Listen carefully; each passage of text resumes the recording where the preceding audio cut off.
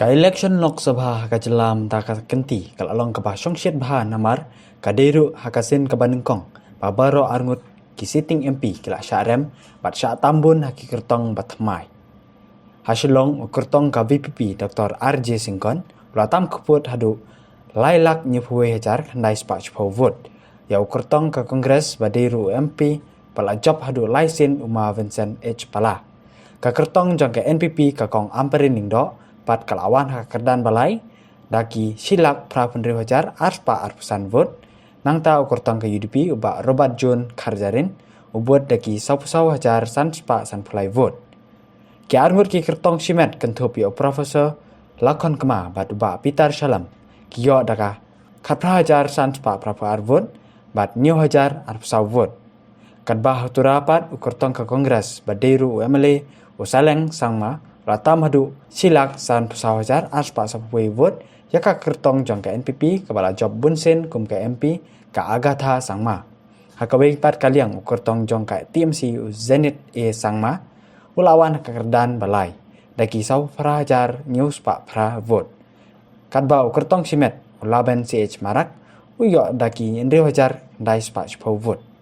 Returning officer for the 1 Shillong District Parliamentary Constituency in the state of Meghalaya hereby certify that I have on the 4th day of June 2024 declared free Dr. Ricky Anirudh Singkon of Nomsdale, Block 6, Viboy District, sponsored by Voice of the People Party, to have been duly elected by the said constituency in the general election to the member of the House of the People, and that in token thereof I have granted to him the certificate of election. Thank you.